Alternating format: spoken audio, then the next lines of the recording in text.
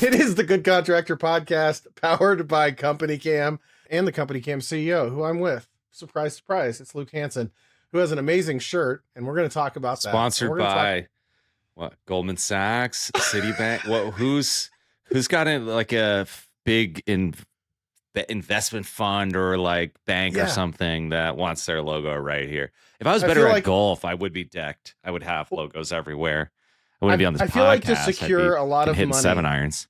I feel like to secure a lot of money, you need that. You have to have like that shirt on, and then you have to wear like some sort of like performance slacks without socks on and tennis shoes. And then all of a sudden, Josh, the money just rolls in. Can we bring up a clip of when I raised $30 million and what I looked like? It is my profile picture on Slack. Let's bring up a clip. Yeah. We're testing out this, like, let's bring up a clip, but yeah. If you've successfully brought up the clip, it is not professional. And I take pride in that I raised a lot of money for this company with a mullet and a large gold 3D printed Company Cam logo chain.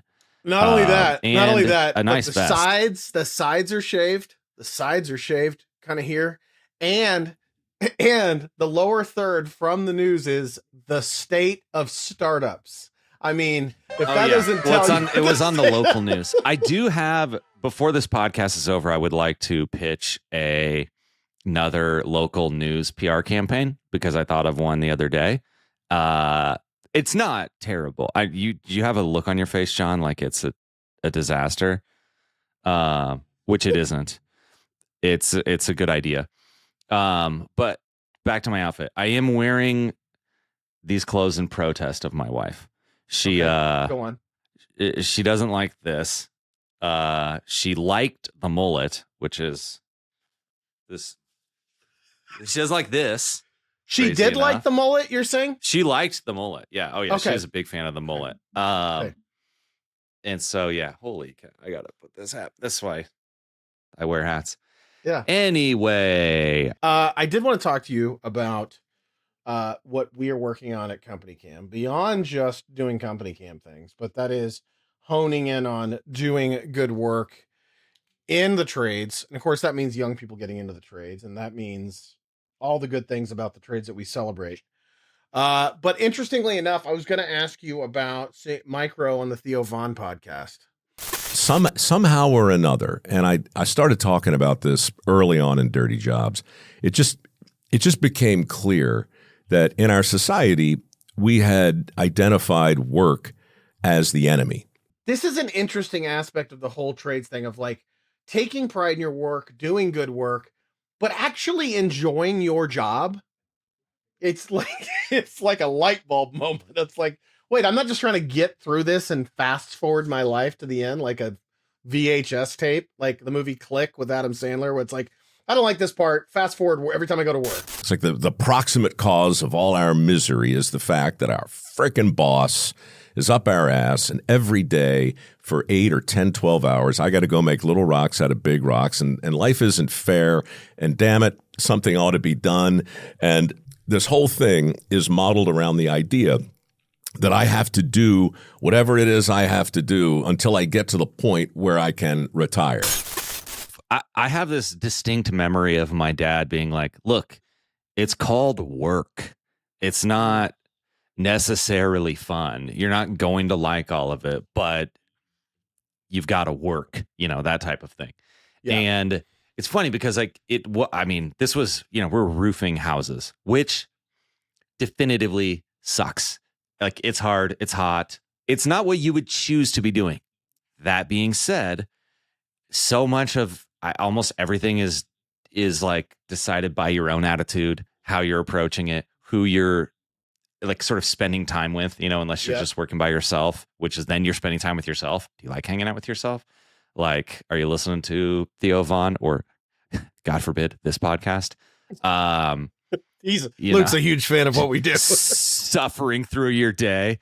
Can I ask that? Yeah. What did you learn about yourself when you were roofing? Did it teach you anything about yourself? That's a good question.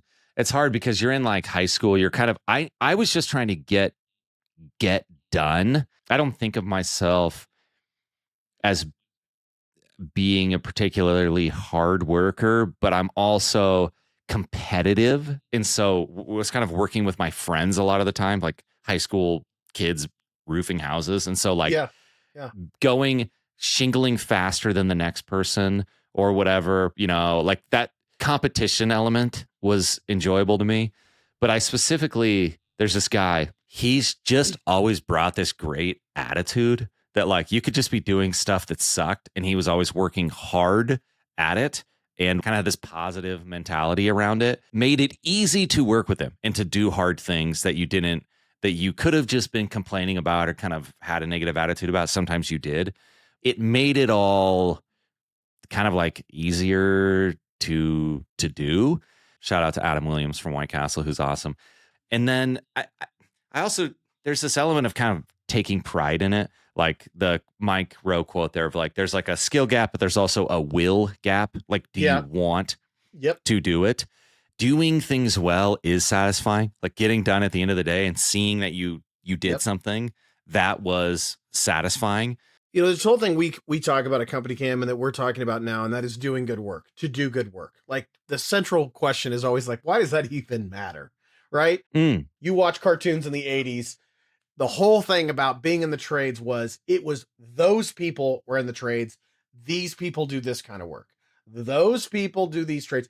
The trades are a fallback option to college or to whatever else, where changing that perception is just as big of a deal as having more people in the trades. I see this online all the time of the idea that like, I went to college and I'm $300,000 in debt and my buddy does HVAC and he has a boat. My perception of what was happening doesn't actually match the reality of the world.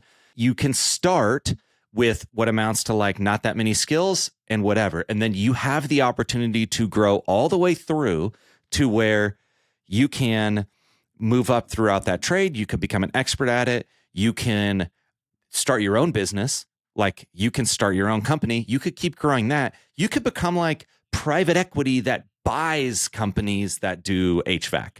Like there is actually this endless opportunity to grow.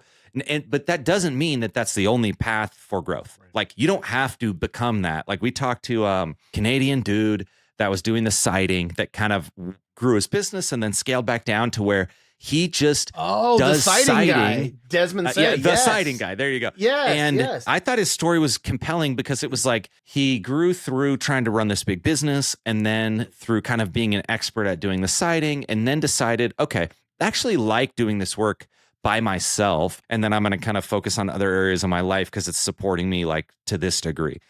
People knowing that they have these opportunities and that it's a totally viable career that you don't have to go into debt for, that you can work your way up to me, it's really material and interesting. That is the onus on everything when it comes to this whole trades gap. And that to me comes down to the whole doing good work thing. I want to do good work, not just for my customers, but for myself.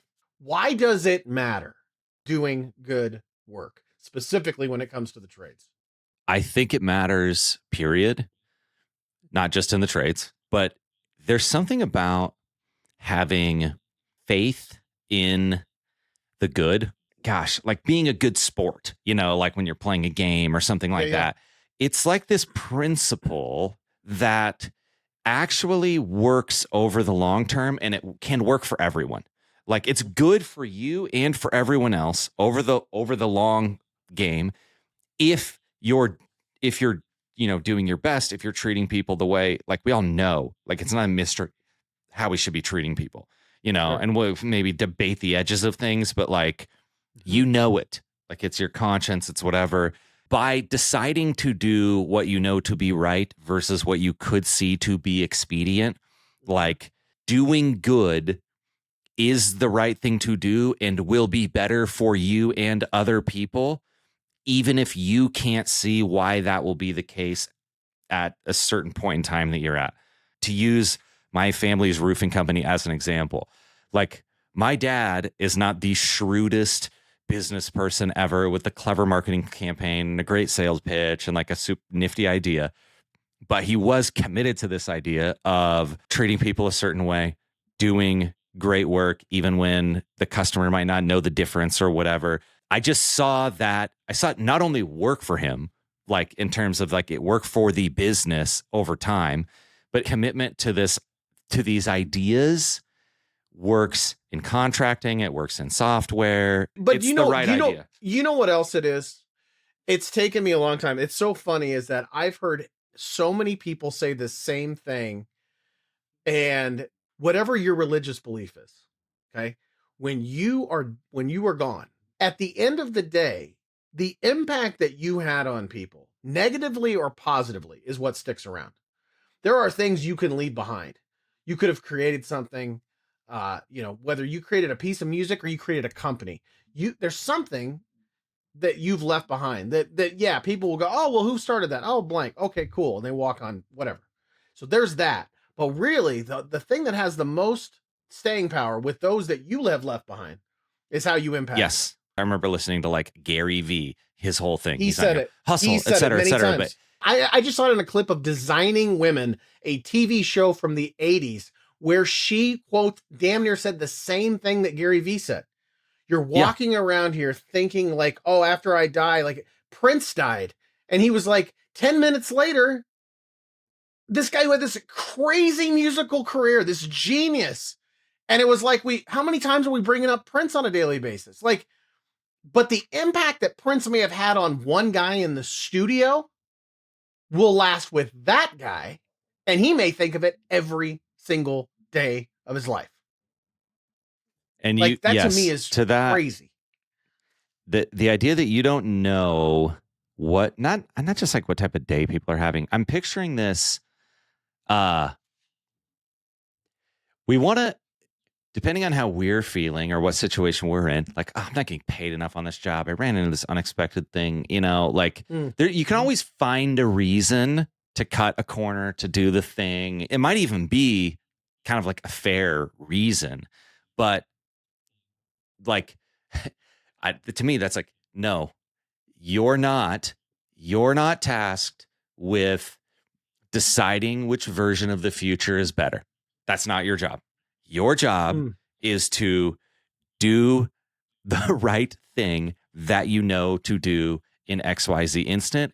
And then doesn't mean you're always going to know the right. We run into hard situations where we don't know, like where it's like, okay, this isn't as clear about what I should do. And then, there's more work to figure that out. But there's plenty, if we were all actually doing the right thing, treating people the way that we know that we should, like we would be in a lot better spot, and the trades would have a lot better reputation. There's not a lot of corporate politics in getting the next HVAC job. Like, it's like you keep doing great work and have customers that are happy to have you come solve their problems. Like, you're going to be successful. There's just no two ways about it. Like, you will keep having success. And so, I go back to Theo Von, Mike Rowe. I did listen to that. My takeaway was Mike Rowe's hilarious. Like, that dude is so funny, and he's simultaneously hilarious, but also really like deep and kind of like, I don't know. He has this this gravity to him of the like being able to show up and to do the hard work and kind of being about that, but also just being a funny like Hollywood guy. That's the most interesting thing about him to me, is that like he's on both sides of this. He's a actual mega celebrity that you would know, but then he's also doing the dirty jobs thing and connecting in like the sort of trades, and that's just really really interesting. We came up with this do good work campaign or phrase, and my mom bought me this. Look at this. Independently, she purchased this from.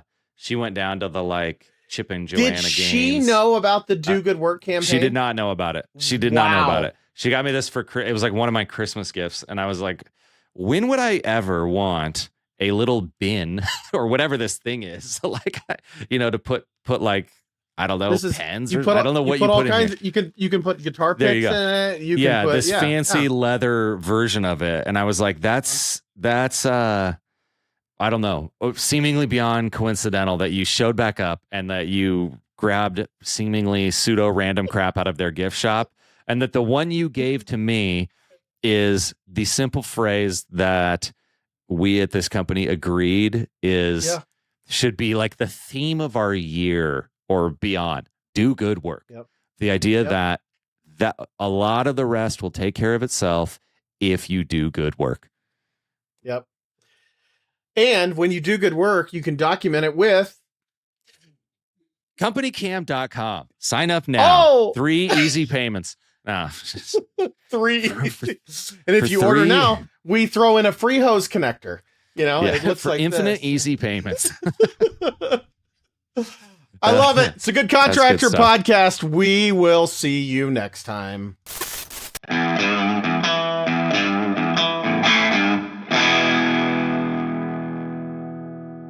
The Good Contractor Podcast is powered by Company Cam.